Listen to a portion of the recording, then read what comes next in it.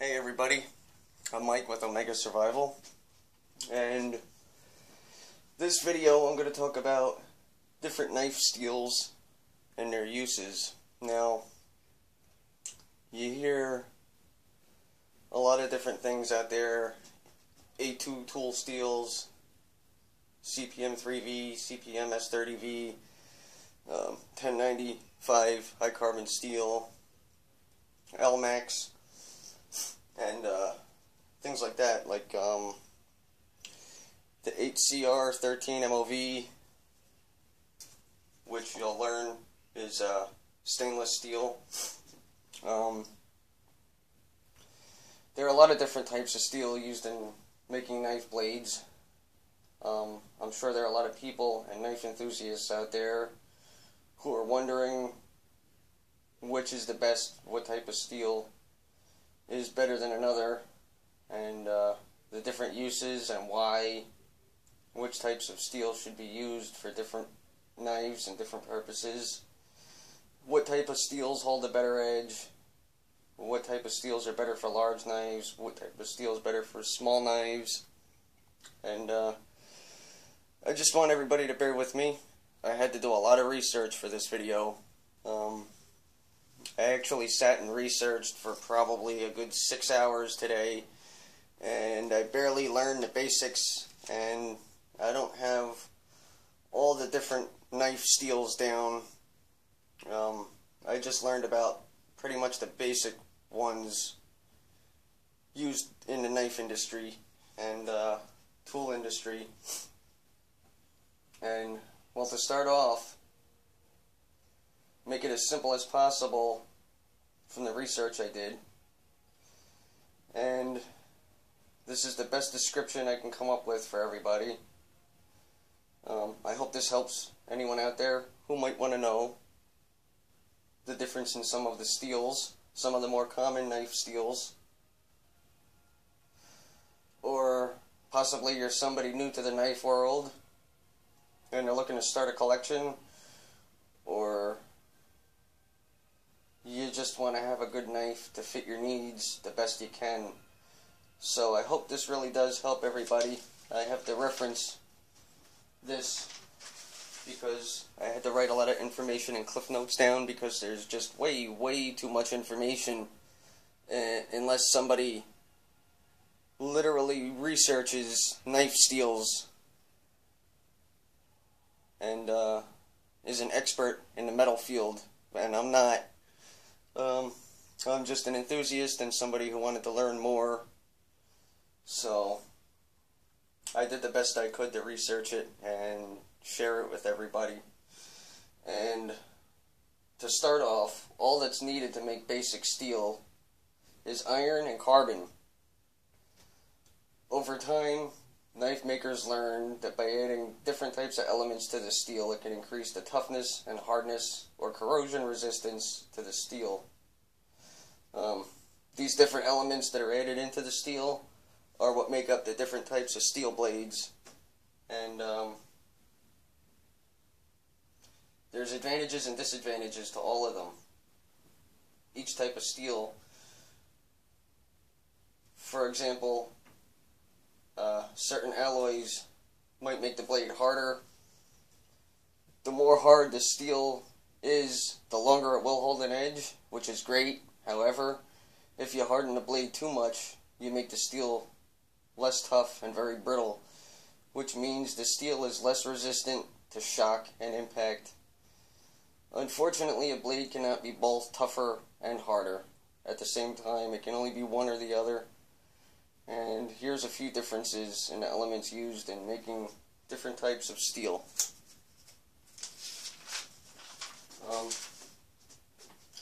First of all steel will have some amount of carbon in it. Like 1095, for instance, is a high carbon steel. Most people know that about SE. And carbon's also the most important element for hardening the steel. Here's some of the different elements that I've come across that people mix in when they make the steel and manufacture the steel itself. Carbon, it adds hardness to the steel. Chromium, helps corrosion resistance. Cobalt helps strengthen the steel. Copper helps corrosion resistance. Manganese hardens the steel. Phosphorus improves the strength of the steel. Silicone increases the strength and takes oxygen out of the steel. Sulfur increases machinability. Tungsten increases wear. Vanadium increases wear and makes the blade harder. Now I'd like to go over some of the actual types of steel used in making knives. So I'm going to go over some of the most common ones.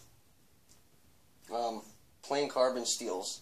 The 10XX, 1045, and 1095. The 1045 has less carbon. 1095 has more carbon. So in theory, the 1095 has more wear resistance, and that's what Essie's made out of. 1095 high carbon steel. That's what Tops makes most of their knives, out of 1095 high carbon steel.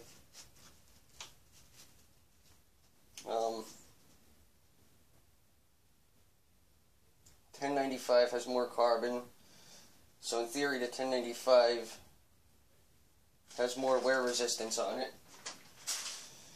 The 1045 holds an okay edge, but the 1095 holds a great edge.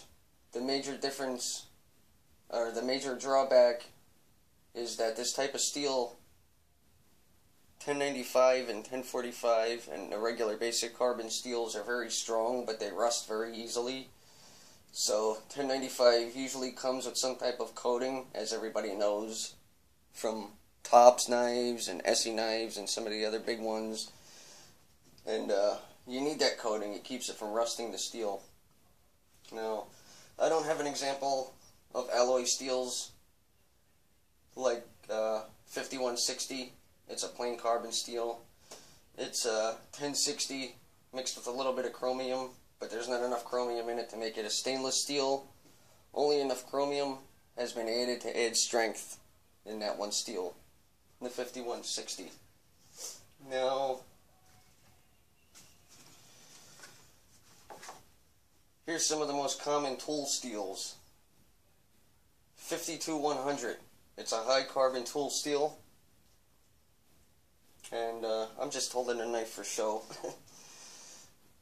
52100 is a high carbon tool steel. It is a high level of carbon. This tool steel is harder than most others, and it holds a very, very good edge. This steel is used a lot in hunting knives. Okay?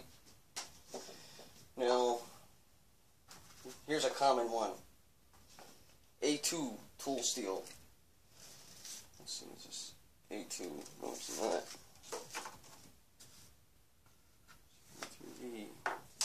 Okay. Give me a second.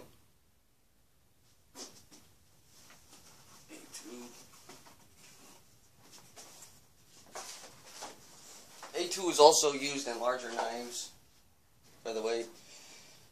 Here's the Bark River Bravo 2. This is A2 tool steel.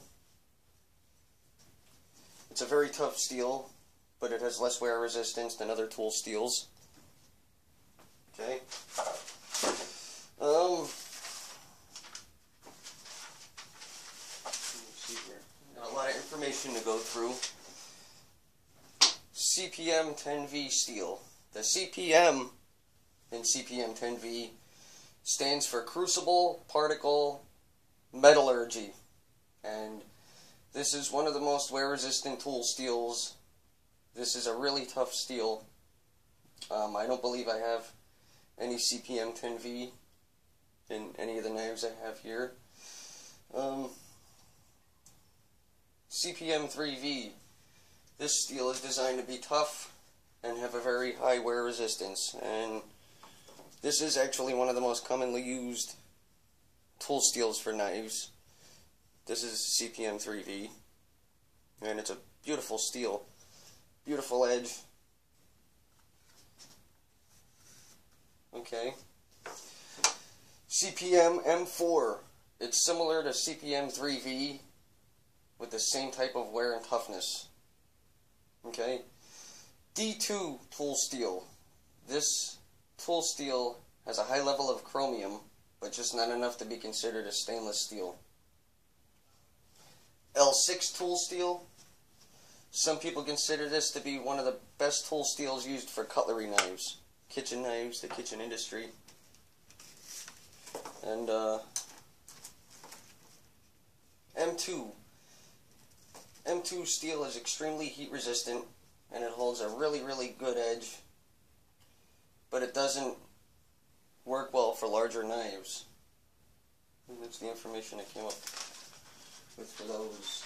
Here's another common one. 01 tool steel. 01 tool steel holds a good edge, but because it's a hard material, it rusts easily. It needs regular maintenance. Okay? Now, 06 tool steel is much tougher than 01. This is one of the best steels for holding an edge. I unfortunately don't have any 06 either. I don't have any knives made out of 06. This is just education. I'm trying to maybe help somebody learn a little more out there that might want to know, because I wanted to know this stuff and I wanted it to be interesting. The older I get, the more I'm starting to realize that I'm a very hardcore knife enthusiast, and I really enjoy learning about this stuff. W2 tool steel. This is a basic carbon steel with extra carbon in it, and it's a very hard steel and holds a really good edge. Okay? Now we're going to go into a different section of steels, a different category. The stainless steels. Stainless steel has a high level of chromium as the main ingredient, like the 400 series, 420, 440, 44A. They're all basic stainless steels with a level of carbon between 38% and 75%.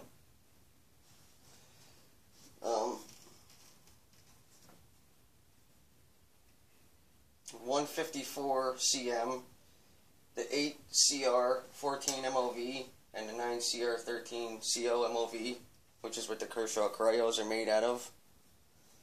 And, you know, I've had great luck with this knife. I really can't say anything bad about it, but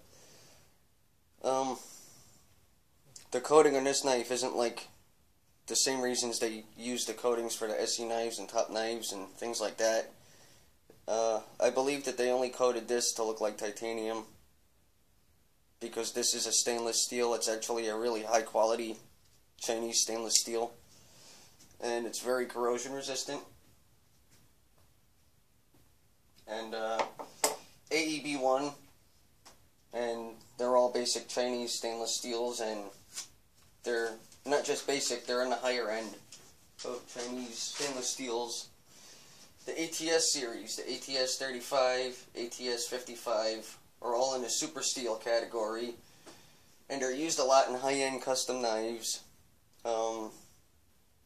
This isn't ATS, but this is considered a high-end custom knife because you can have Barkover make them any way you want them.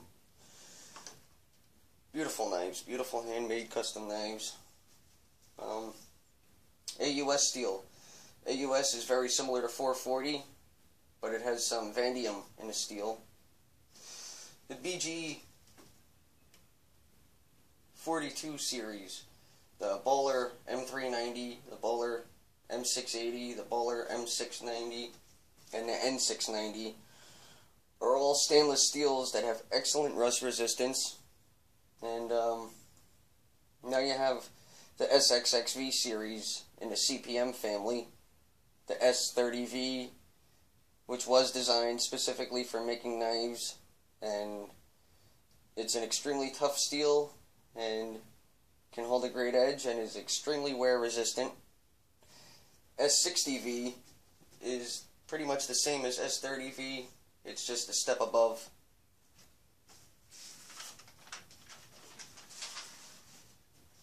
Okay, we're coming to an end here. The S90V holds an excellent edge. Unfortunately, it's almost impossible to sharpen, and that doesn't sound like a steel that I would really want, because if you're out in the field and you need to sharpen a knife pretty quick, then you have a steel that's extremely good as a steel and holds an extremely good edge, but is almost impossible to sharpen it's recommended you send them back to the maker and have them repolish and reprofile the edge. Why would you want something like that you're going to use out in the field?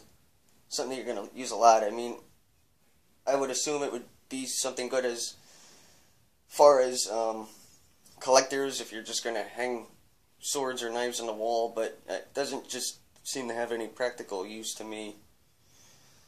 VG steel is similar steel, but it's also considered to be in the super steel category, and that's all I could really find on VG steel. So if you find a knife with VG steel, it's good. It's in the super steel category, except it can hold a little bit better of an edge. The X15 steel is a superior French steel and is highly corrosion resistant in the worst conditions. And finally, the last most common used knife steel, let me see.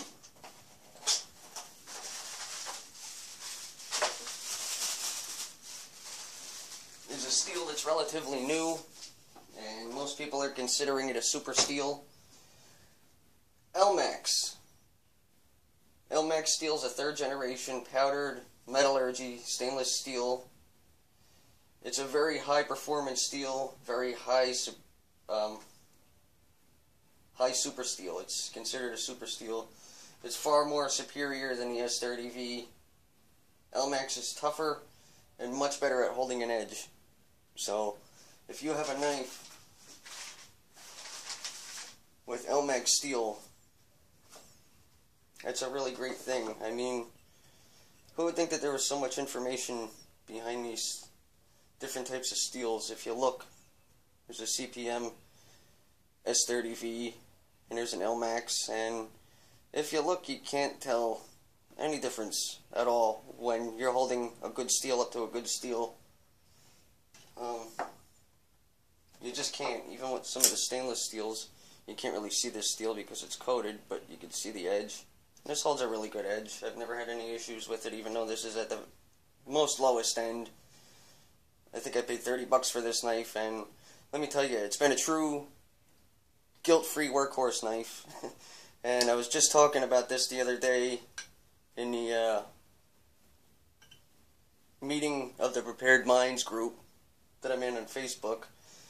And, there's some knives out there, like the Mora Black, and certain other knives at that level and that quality that are just so inexpensive but so good in quality that you don't mind beating the crap out of them because it's a guilt-free workhorse knife. Now you come across something like this, a knife like this retails for about $360. Now that's a lot for some people, but you get a knife like this, you probably never have to get another one again because the steel is just so high quality and holds such a good edge that you could pretty much beat the living crap out of something like this. But, it makes some people weary. You don't want to beat the crap out of something like this because it's such high quality steel. I've been using the Bark River Bushcrafter CPM 3V for days, and let me tell you, this knife is a beast. And because of the steel, it's like half the price of something with Elmax. And then I have heavier knives, like my SC knives, or Tops. I have Tops Armageddon, and I had a Tops Surf-Tac 7, but for my own personal reasons, I decided to sell that one months ago. I was really sad about that too because I was really happy to have that knife. I love that knife. It was a great chopper. I could lob through trees like there was no tomorrow with that knife. And I was very sad to let it go. But I'm sure everybody feels kind of the same way out there, let down with the whole Surf-Tac 7 and the story behind why that knife was even made and the person it was made for. But that's a whole different story. And then you have super steels like this. that are great high carbon steels and knife edges that are very similar to the 1095 high carbon steel, but way stronger because it's hand forged and it's hammered, and that compression makes steel like this super steel. I mean, this is a heritage tool. This is a tool that you pass down through the generations because it's so high quality. And I got about 15 layers of boiled linseed oil in this handle at this point. You know, when I first got this axe, it was very slick and it's very grippy. There's no residue, but it's very grippy. That's another one of the benefits of boiled linseed oil for wooden handles, is it keeps the wood from shrinking. It keeps the head of the axe on the handle longer because it doesn't shrink. But, you know, I'm getting a little off topic here. I'm just talking about steels. That's about what I've come up with. I hope this video was informative to some people, because I really learned a lot doing the research that I did today on it. And I think soon I'm going to research a little bit on heat treatment and possibly make a video of that and how that becomes important in making knives also. So, I'm Mike with Omega Survival, and I hope you all enjoyed my video. And thank you for watching. If you haven't subscribed to my channel, please subscribe. Thank you.